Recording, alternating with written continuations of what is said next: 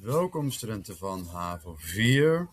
Welkom bij dit filmpje over de oliegiganten naar 30 mei. Dus van de oliegiganten gaan we kijken naar 30 mei. Wat zien we? Nossa lista. In tempo cortico, in korte tijd, veranderde de olieindustrie, de economie, het bestuur en de samenlevingen van Curaçao en Aruba. Doordat de Nederlandse regering, de governo, Hollandes, hen ondersteunde, Soportanan, konden de raffinaderijen op een vrije manier te werk gaan. De eilanden gingen net als de andere koloniën in de wereld streven naar meer zelfstandigheid. Een frase hoop importante, streven naar meer zelfstandigheid. Vooral na 1945, después de Segunda Guerra Mundial, te maken met het decolonisatieproces. Ook zo'n heel belangrijk woord. Door onafhankelijkheidsoorlogen of door op vreedzame wijze werden de meeste koloniën na de Segunda Guerra Mundial independiente. De meeste koloniën werden na de Tweede Wereldoorlog onafhankelijk. Dan gaan we kijken naar de vragen.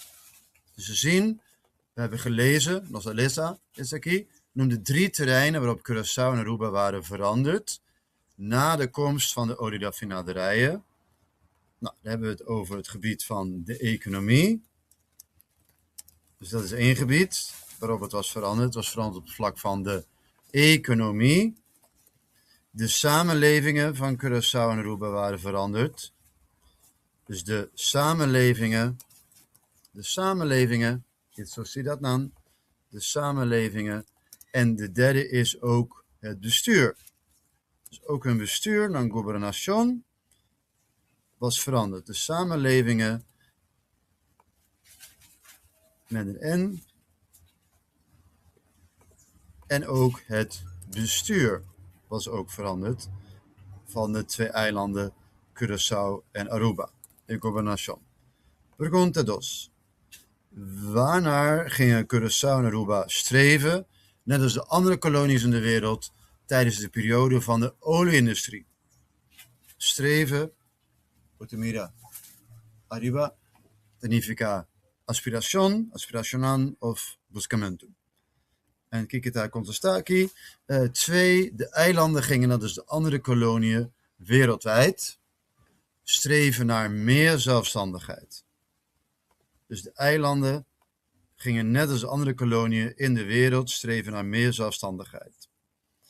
Nou, we hebben gelezen ook het antwoord op vraag 3. Noemde 2 manieren waarop de kolonies na de Segunda Guerra Mundial, na de Tweede Wereldoorlog, de Guerra Mundial, hun onafhankelijkheid kregen. Dat is door op vreedzame wijze, ja, op een manier van vrede. Dus vreedzaam betekent vrede. Ja, of door middel van oorlogen, in manier die guerra de independencia.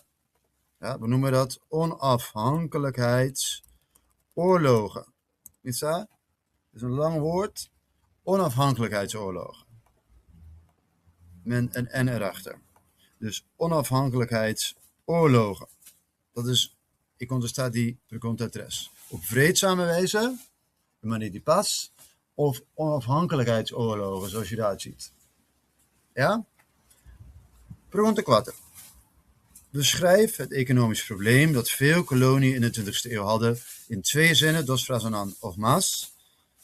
Kijk daar in contesta. Onder invloed van het moederland, belangrijk woord, bij ons was dat Nederland, was de economie van de kolonie in veel gevallen eenzijdig geworden.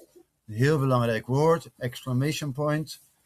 Eenzijdig. Men richtte zich vaak maar op 1 exportproduct.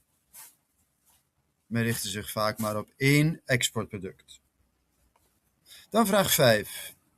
Eerste deel is, er was wel politieke onafhankelijkheid, maar economisch waren de koloniën nog afhankelijk. Ja, dus het was wel politieke onafhankelijkheid, maar economisch waren de koloniën nog afhankelijk. Ja? Zij waren afhankelijk van hun voormalige moederland of een groot bedrijf uit Europa.